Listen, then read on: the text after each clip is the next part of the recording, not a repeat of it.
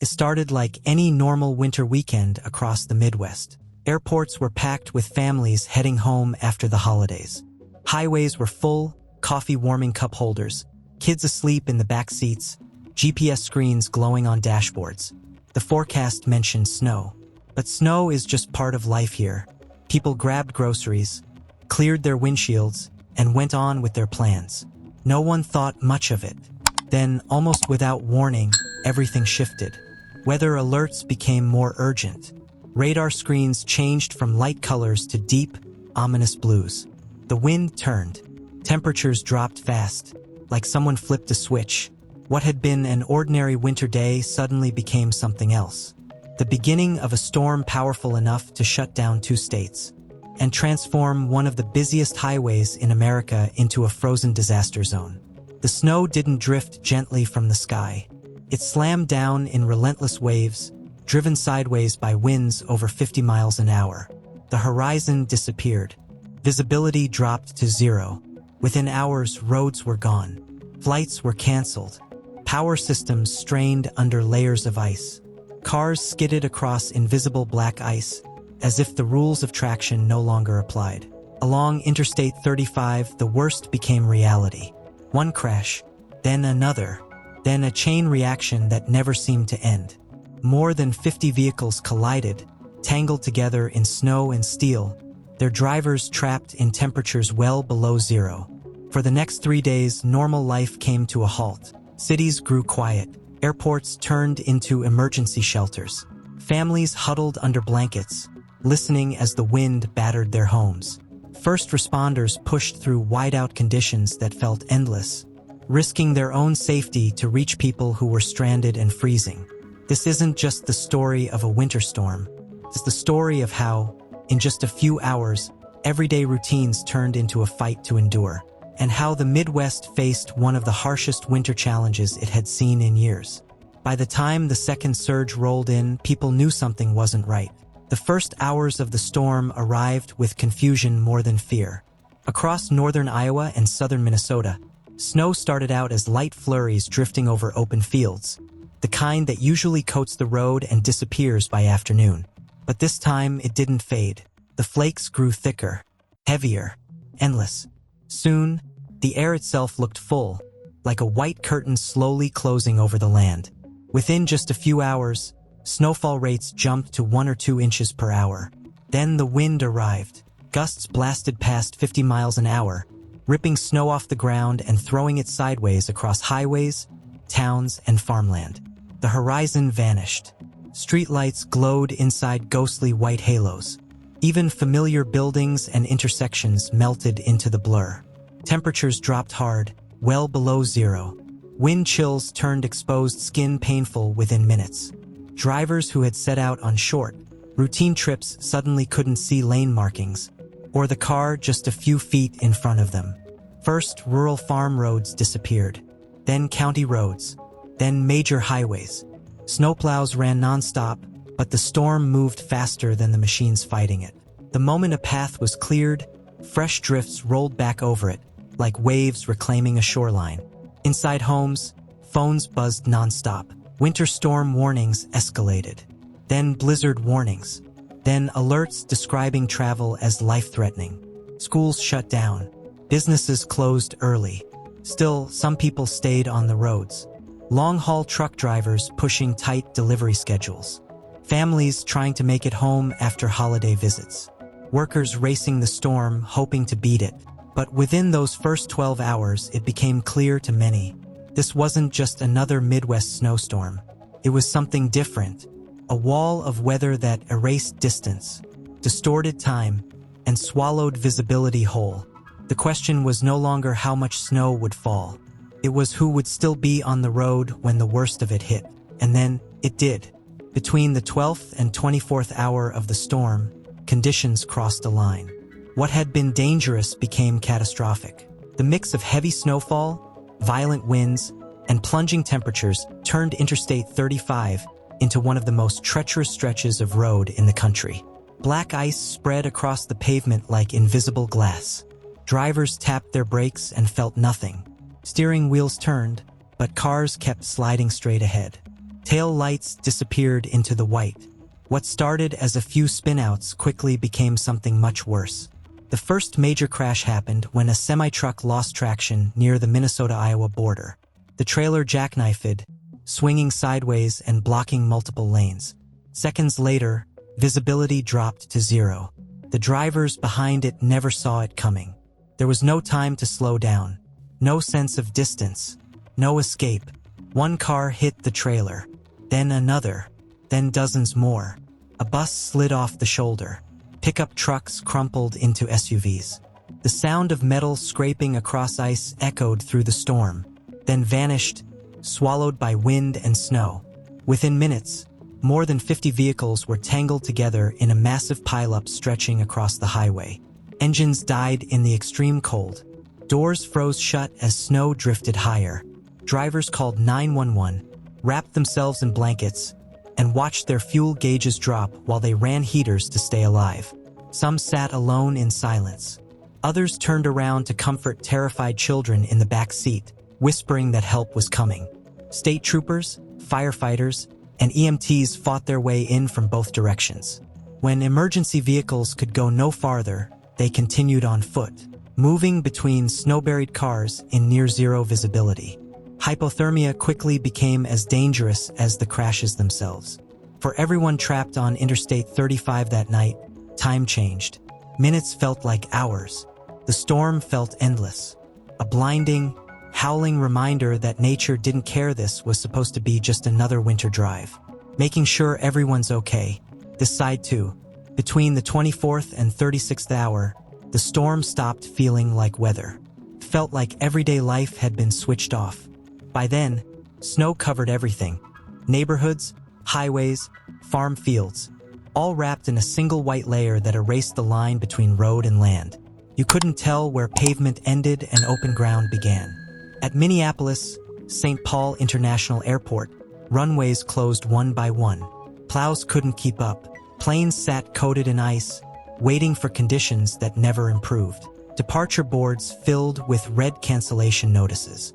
Families slept upright in terminal chairs, wrapped in airport blankets. In Des Moines, long hallways echoed with rolling suitcases going nowhere. Pilots, flight crews, and passengers all waited for visibility to return, but it never did. Outside the airports, cities fell strangely quiet. Downtown streets emptied. The usual sounds, car horns, conversations, music spilling from storefronts, were swallowed by the constant wind. Traffic lights blinked through thick snowfall at empty intersections. American flags snapped stiffly in sub-zero gusts. Snowdrifts climbed past car doors. Park benches disappeared. In small towns, main streets looked frozen in time, holiday decorations half buried under sculpted walls of snow. Then the power began to fail.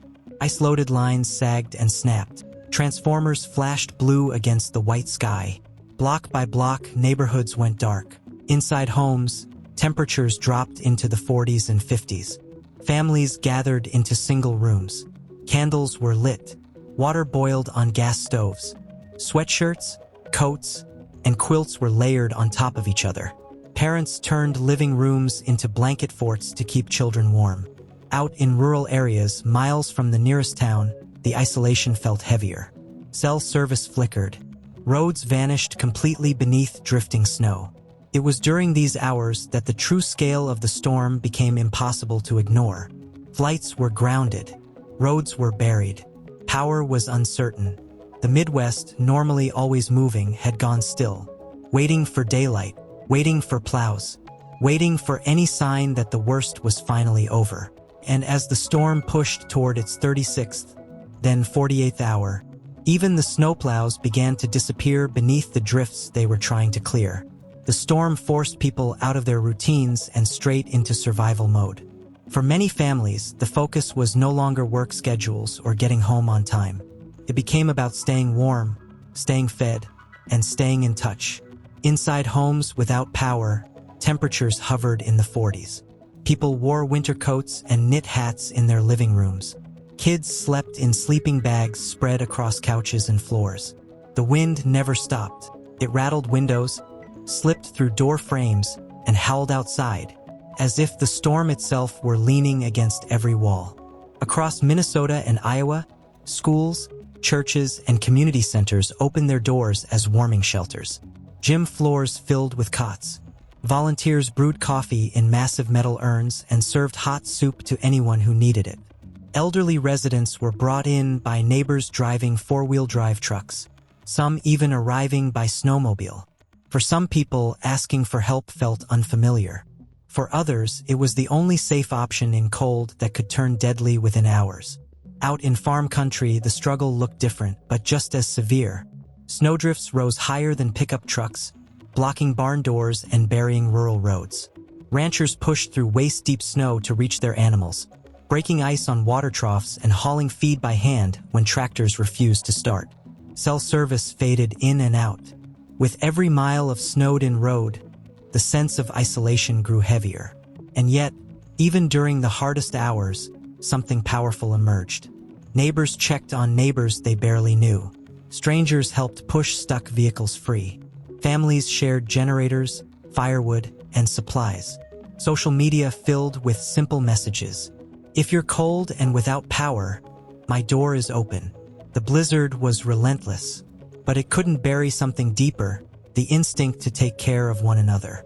As the Midwest shifted from familiar winter white to something far more unforgiving, and as the storm moved past its 48th hour into the third day, the snow slowly began to ease. But the real work was only just beginning. When the snow finally let up, the change was immediate. For the first time in days, the sky brightened, revealing what had been hidden behind endless white.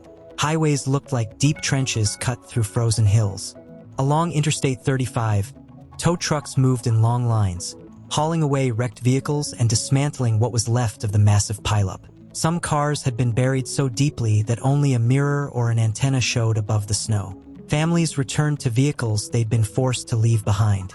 Others stood quietly as their cars were towed away, grateful that the only thing lost was metal, not lives. Snowplows pushed outward, widening lanes inch by inch. Utility crews worked mile after mile, repairing downed lines. As electricity returned, homes slowly came back to life. Heaters kicked on, pipes groaned as they thawed, and lights flickered against gray winter walls. Airports reopened with packed terminals and delayed flights. Exhausted passengers stood in long lines, some after spending multiple nights sleeping in chairs under terminal lights. Outside, kids grabbed sleds and headed for the hills, trying to find fun in the same snow that had brought two states to a standstill. But behind the laughter, the exhaustion remained, the kind that follows days of fear, cold, and waiting.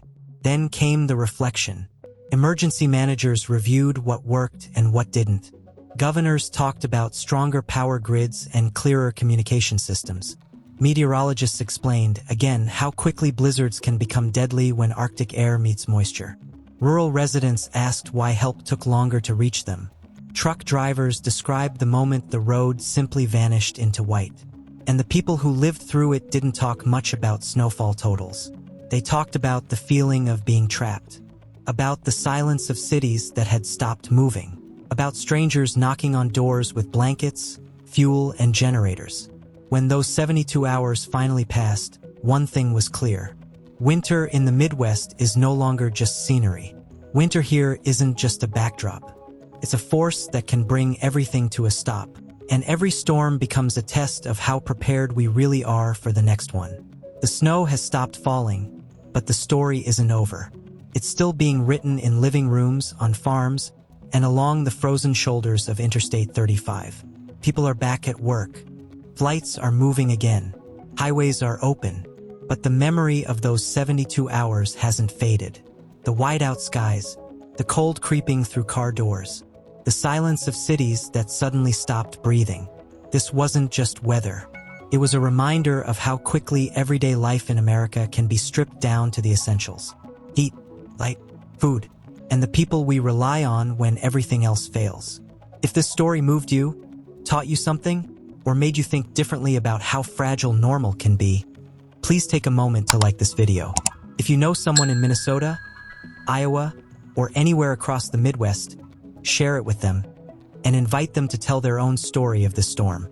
And if you want to keep following real stories of extreme weather across the United States, blizzards, floods, tornadoes, and hurricanes, subscribe so you don't miss the next report.